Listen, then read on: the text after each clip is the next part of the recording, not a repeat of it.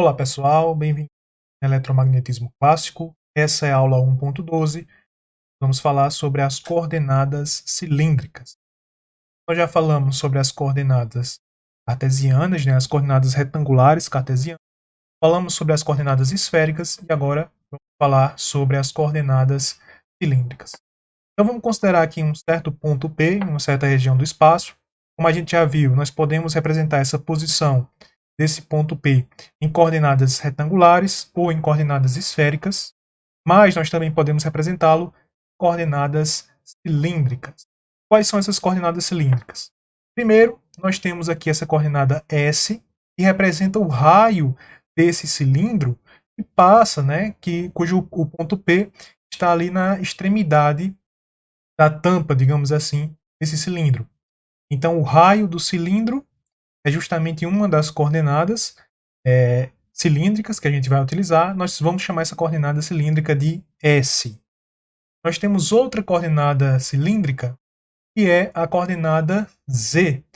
Essa coordenada Z é semelhante à coordenada retangular, a coordenada retangular Z. Então, é basicamente a altura aí desse cilindro. Temos, por fim, outra coordenada, que é a coordenada φ. Essa coordenada φ ela é semelhante à coordenada φ das coordenadas esféricas, tá? Ela é esse ângulo azimutal aí em relação ao eixo x. Bom, então essas aí são as coordenadas cilíndricas. Vamos trabalhar agora um pouquinho melhor essas coordenadas. Então nós temos aqui o nosso ponto P. E esse ponto P, ele vai ter coordenadas, essas coordenadas, coordenadas cilíndricas, vai ter coordenada S, vai ter coordenada φ, vai ter coordenada Z. E o que são cada uma dessas coordenadas? Então, primeiro eu vou começar aqui fazendo a projeção desse ponto P. Projeção desse ponto P no plano XY. Então, essa projeção, ela vai nos dar aqui um certo valor de x, um certo valor de y.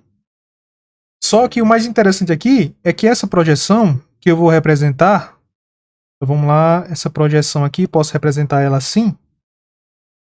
A projeção dessa posição, desse vetor posição do ponto P no plano XY, ela faz um certo ângulo com o eixo x e esse ângulo é o ângulo φ.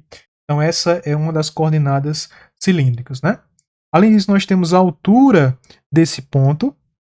A altura desse ponto aqui corresponde à coordenada z. Então essa altura aqui,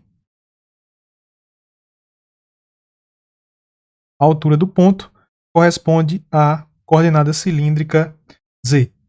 E a distância desse ponto, até o eixo z, no caso aqui, vou chamar isso de S, que no caso é o raio do cilindro, é a nossa outra coordenada cilíndrica. Então nós temos aqui a coordenada S, a coordenada Z e a coordenada φ. Temos também os vetores unitários. Então os vetores unitários aqui, o vetor unitário φ aponta na direção da variação de φ. Temos o vetor unitário S, que aponta na direção da variação do vetor S. Então aqui é o unitário S. E o vetor Z, que aponta na direção da variação do vetor Z, ou da coordenada Z. Então essas são as coordenadas cilíndricas, tá? Agora, de quanto a quanto varia cada uma dessas coordenadas? Então, vamos lá. O S, coordenada S, ela vai variar aqui de 0 a infinito.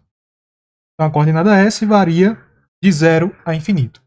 O φ, ele tem aqui o mesmo significado que nas coordenadas esféricas, portanto ele vai variar de 0 a 2π, ou de 0 a 360 graus. E o Z tem o mesmo significado do que nas coordenadas cartesianas. Então ele varia de menos infinito a mais infinito. E a relação com as coordenadas cartesianas também é fácil de ver, você fazendo aqui a análise nesse plano cartesiano, nesse sistema cartesiano, é fácil a gente ver que, vamos escrever aqui do lado, nós vamos ter as seguintes relações. Nós vamos ter que o x ele é igual a S vezes cosseno de φ. Veja que aqui, né, nós temos o S aqui em cima, mas ele também é a projeção. Ele é também a projeção do vetor posição do ponto P no plano XY, né? Então, esse S aqui em cima, ele é a mesma coisa que esse S embaixo. Então, o valor aqui dele, em x, vai ser simplesmente S cosseno de φ, né? Então, x aqui é S cosseno de φ. Por outro lado, o y vai ser simplesmente, y vai ser igual a S seno de φ. Então, x é S cosseno de φ, o y é S seno de φ e o z é o próprio z, né? Então, aqui nós temos x igual a S cosseno φ, y igual a S seno φ e z vai ser igual a z. Agora os vetores unitários. Os vetores unitários, o unitário S, ele é igual ao cosseno de φ na direção x, mais o seno de φ na direção y, mais o seno de φ na direção y. E o unitário y, ele é igual a menos seno de φ na direção x, mais cosseno de φ na direção y. E o z, né, como o vetor, como o unitário z, aliás, como a coordenada z é igual à coordenada cartesiana, então o unitário z das coordenadas cilíndricas é igual ao unitário z das coordenadas cartesianas, tá? E temos também os deslocamentos infinitesimais. Então, esses deslocamentos infinitesimais, é fácil também de você ver isso, vão ser deslocamento infinitesimal do raio, né? S do raio do cilindro, é apenas o ds. O deslocamento infinitesimal dl φ vai ser S de φ, né? Fazendo aqui, ó, a análise, né? Se eu vario um pouquinho o ângulo aqui, o ângulo φ, então a gente vai ter, nós vamos ter aqui um triângulo. Esse triângulo tem raio S, tem uma pequena variação aqui de ângulo de φ, portanto, esse arco aqui, ele é S de φ. Então, a variação em φ é igual a S de φ.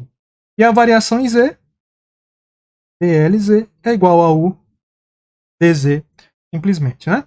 Então, o vetor deslocamento infinitesimal em coordenadas cilíndricas vai ser dl igual a ds na direção S, mais S de φ na direção φ, mais dz na direção z. Isso aqui é vetor deslocamento em coordenadas cilíndricas. Já o elemento diferencial de volume em coordenadas cilíndricas vai ser o dls vezes o dlφ vezes o dlz. Então isso aqui vai ser igual a ds vezes s de φ vezes dz. Ou seja, dv, aliás, d tal, né, que é o elemento diferencial de volume, estou chamando de d tal, isso é s ds dφ dz. Ok? Então isso aqui é o elemento diferencial de volume em coordenadas cilíndricas. E agora vamos para as derivadas, né? Então, ó, vamos lá analisar as derivadas. Então, as derivadas vetoriais. Como é que vão ficar essas derivadas? Então, nós temos o gradiente. E aí, o gradiente em coordenadas cilíndricas vai ser o seguinte. Gradiente de uma função escalar t vai ser igual à derivada parcial de t em função de s na direção s, mais 1 sobre s vezes a derivada parcial de t em função de φ, na direção φ, mais a derivada parcial de t em função de z na direção z. Esse aqui é o gradiente em coordenadas cilíndricas. Vamos agora ao divergente. Divergente, vamos lá.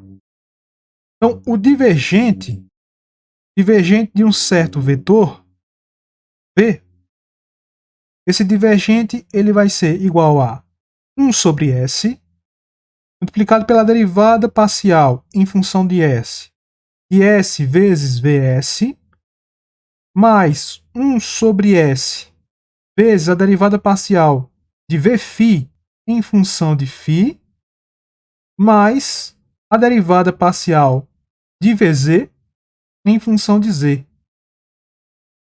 Isso aqui é o divergente de V, de um vetor V, né, em coordenadas cilíndricas, tá?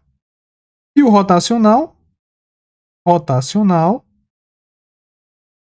em coordenadas cilíndricas será o seguinte: rotacional de um certo vetor V, isso vai ser igual a 1 sobre S, derivada parcial de Vz em função de φ, menos derivada parcial de Vφ em função de z, isso aqui na direção S, mais derivada parcial de Vs em função de z, menos derivada parcial de Vz em função de s, isso aqui na direção φ, mais 1 sobre s vezes derivada parcial em função de s Vφ,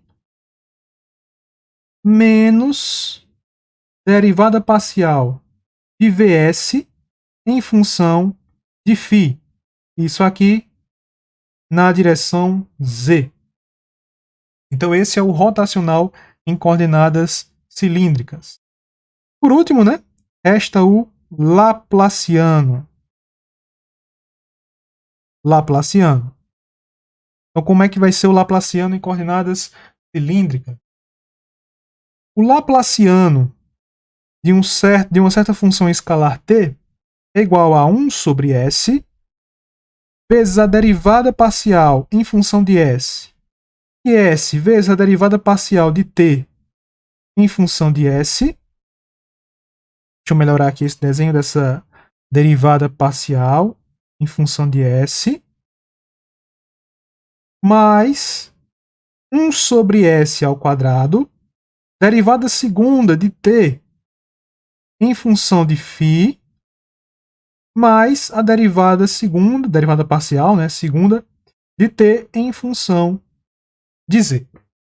Então esse aqui, ele é o laplaciano em coordenadas cilíndricas.